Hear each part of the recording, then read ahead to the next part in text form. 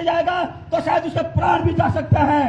यहाँ हमारा भाई नवीन तिवारी, तब पता नहीं उसके प्राण चले जाए और तुम्हें शर्म नहीं आ रही है? सत्ता की गुलामी कर रहे हो? अरे शर्म करो गद्दारो। तुमने उस समय भी गद्दारी की जब ये देश का स्वतंत्रता संग्राम चल रहा था, और उस समय भी गद्दारी की जब ये उत्तराखंड राज्य का निर्माण हो रहा था, और जब आज केवाड़ घाटी, रामगंगा घाटी, पूरा प्रदेश अपने मौलिक अधिकार के लिए लड़ रहा है, तब भी तुम्हें शर्म नहीं आ रही है? और इस आंदोलन भूमि में गद्दारों का प्रवेश निषेध है। शर्म करो गद्दारों। मुझे पता है, लेकिन अगर मैंने आज के बाद सुना तो मैं तुम्हारा नाम लेके बोलूंगा। झाँको अपने गद्दारों पे, शर्म करो शर्म। गद्दार कहीं के, केवाड़ घाटी के गद्दार, उत्तराखंड के गद्दार, इस देश के भी तुम गद्दार हो। तुम्हारे खून में केवल गद्दारी है। आखिरी वार्निंग दे रहा हूं, आखिरी वार्निंग दे रहा हूं। अगर आज के बाद मेरे कानों में ये बात आई तो नाम लेके बोलूंगा। ये लास्ट वार्निंग है मेरी। शर्म नहीं आ रही तुम्हें सत्ता की दलाली करने में? जय पहाड़, जय पहाड़ी, जय पहाड़। तो नमस्कार दोस्तों, मैं हूं वीरेंद्र सिंह रावत और स्वागत है आप सभी का एक बार फिर से मेरे आज के छोटे से ब्लॉग में। गाइस, तो जिनको अभी आप लोग सुन रहे थे, जिनका स्पीच आप लोग सुन रहे थे, इनका नाम है श्रीमान भुवन कठारिया जी। ये भूतपूर्व सैनिक रहे हैं और आज ये एक लीडर बन चुके हैं हमारे उत्तराखंड के। और इनकी जो मांग है कोई व्यक्तिगत मांग नहीं है इनकी जो सिर्फ मांग है CSC चौकटिया स्वास्थ्य केंद्र को लेकर इनकी मांग है, जिनके लिए इनको बार बार प्रताड़ित किया जा रहा है। इनकी मांगों को पूरा नहीं किया जा रहा है। इसके अलावा मेरे पास और भी इनकी वीडियोज़ हैं, चाहे इनके साथ देहरादून में क्या हुआ था, देहरादून ये लोग क्यों गए थे, उनके साथ वहाँ पे क्या क्या इनके साथ किस तरह का बिहेवियर किया गया था, तो वो सारी वीडियोज़ मेरे पास हैं। तो कहीं ना कहीं मुझे ऐसा लगता है कि गवर्नमेंट उत्तराखंड को थोड़ा सा कहीं ना कहीं संज्ञान लेना चाहिए, और जो घटनाएं इनके साथ हुई हैं वो घटना नहीं होनी चाहिए। प्रशासन का इस पर बहुत बड़ा रोल रहा है, और प्रशासन को ऑर्डर देने वाले कौन लोग होते हैं वो हम सभी लोग जानते हैं। तो भुवन कठारिया जी के साथ या उनके जो साथ जो आंदोलनकारी लोग थे, जो लोग देहरादून गए थे, उनके साथ क्या क्या हुआ वो सारी बातें मैं आप लोगों को बताता हूँ। भुवन, शर्म आती है मुझे। मैं तो समझता हूँ मैं जीने का अधिकारी भी नहीं हूँ।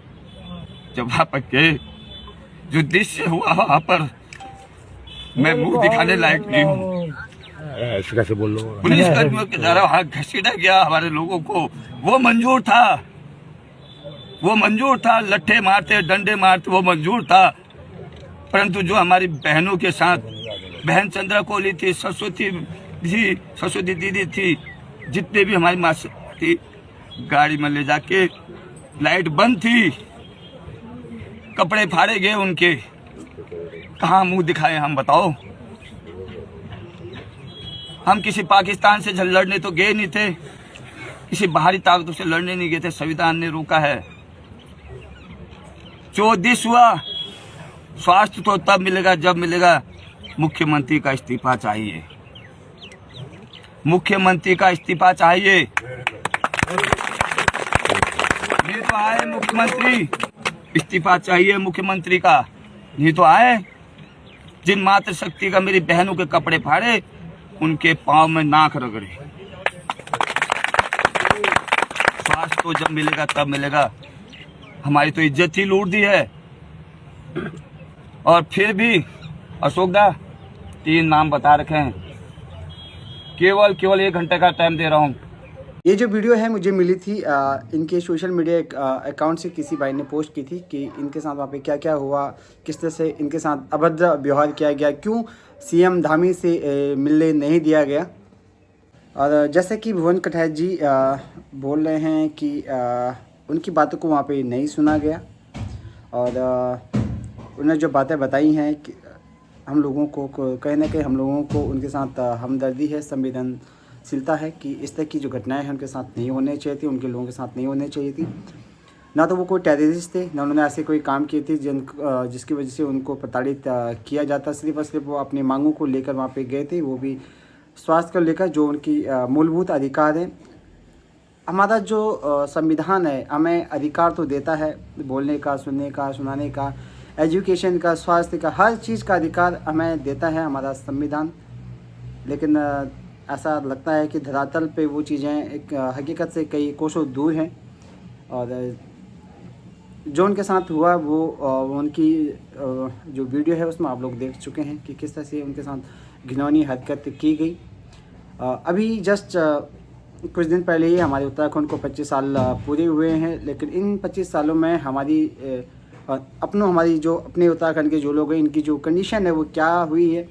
जहाँ पे हम लोगों का विकास होना चाहिए था वहाँ पे हम लोगों को, मुझे ऐसा लगता है कि विनाश हुआ है। हम इनसे ये नहीं कह रहे कि आप हमें कुछ एडवांस दीजिए, हमें जो हमारे मौलिक अधिकार है हमें वो दीजिए, चाहे हमें स्वास्थ्य दीजिए। अगर हम लोगों ने आपको वोट दिया है तो आप लोग हमें भी अच्छी एजुकेशन दीजिए, अच्छा स्वास्थ्य दीजिए और एम्प्लॉयमेंट दीजिए। लेकिन ये लोग देने की बजाय हम लोगों के साथ कहीं ना कहीं इस तरह की घटनाएं कर रहे हैं, हम लोगों को प्रताड़ित कर रहे हैं। इससे पहले भी हम लोगों ने बहुत सारी वीडियोज़ देखी। हमने अपने क्षेत्र की मैं बात करता हूँ तो 15 दिनों तक इको के बाज़ार में आमदन अनशन हुआ था, लेकिन हम लोगों को वहाँ पे भी सिर्फ आश्वासन दिया गया कि आप लोगों के साथ ये यहाँ पे ये चीज़ें एक ताल बनाया जाएगा, यहाँ पे डॉक्टर आएंगे, यहाँ पे स्कूल आएगा, ये मोटर मार्ग तलछान मोटर मार्ग वहाँ जाएगा।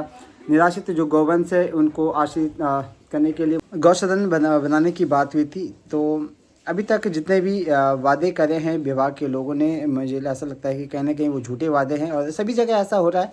विकेशन में भी मैंने एक वीडियो डाला है विकेशन का, जहाँ पे कि विभागीय लोग आए थे, वो भी स्वास्थ्य विभाग के लोग, और एक हमारे बड़े भाई हैं ललित भाई जी, उनका एग्जैक्ट नेम मुझे याद नहीं आ रहा। तो उन्होंने विभाग के लोगों के सामने हॉस्पिटल की जो विवरण है कि वहाँ पे कितना बजट आता है साल का, किस और डॉक्टर वहाँ पे कितने टाइम के लिए बैठते हैं, तो तकरीबन 20 से 25 करोड़ का उन्होंने लेखा जोखा विभाग के लोगों के सामने रखा कि इतना आपका IBI होता है इस हॉस्पिटल के ऊपर, लेकिन ट्रीटमेंट जीरो। छोटे से बड़े इलाज के लिए वहाँ पे पेशेंट को ज़्यादा दिया जाता है पैरासीटामोल, और कोई अगर जख्मी है या कोई उसको बड़ा उसके साथ एक्सीडेंट हुआ है तो उसको सीधा या तो हल्द्वानी रेफर किया जाता है या अन्य जगह पे। तो क्या फ़ायदा ऐसे नेताओं को वोट देने से, अगर हम लोग अपनी एक जो हमारी मेन रिक्वायरमेंट है हॉस्पिटल स्वास्थ्य वो हम लोगों के पास में नहीं है। कम से कम हम लोगों को ट्रैवल करना पड़ता है रामनगर हल्द्वानी, जो मैं अपने क्षेत्र से बात करूँ तो तकरीबन 150 किलोमीटर के आसपास है।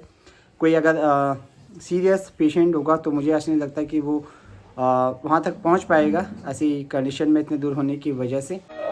उठा जागा उत्तराखंडों तो उठाणो भगत ऐगे, उठा जागा उत्तराखंडों तो उठाणो भगत ऐगे, उत्तराखंड का मान सम्मान बचाणो भगत ऐगे। तो फाइनली आप लोगों से यही बोलना चाहूँगा गाइस कि इस बार जो 2027 में जो विधानसभा के जो चुनाव होंगे उत्तराखंड में, तो ऐसे लोगों को वोट देना जो आपके साथ खड़ा रहे छोटे से बड़े पल में। और आपने देखा कैसी कैसी घटनाएं हो रही हैं। आशीष नेगी युक्रांत उत्तराखंड क्रांति दल की लीडर, उनके साथ भी कुछ ऐसी घटनाएं हुई थी। अभी आशीष भाई और ऐसे बहुत सारे लोग हैं जिनका मेरे पास बहुत एक लंबी चौड़ी लिस्ट है मेरे पास, लेकिन उनके बारे में अभी मैं आप लोगों के साथ ज़्यादा साझा नहीं कर पाऊँगा। किसी दिन अगर समय मिलेगा तो ज़रूर आप लोगों के साथ ये बात साझा की जाएगी। लेकिन फाइनली यही कहूँगा कि जागो पहाड़ जागो, और 2027 में ऐसे नेताओं को आप लोग चुने जो आपकी बातों को सुने, आपकी जो मेन समस्या है उनको देखें और उन पर विचार अमल करने के बाद उसको अमल में भी लाएं। तो जय हिंद, जय भारत, जय उत्तराखंड, जय पहाड़, जय पहाड़ी।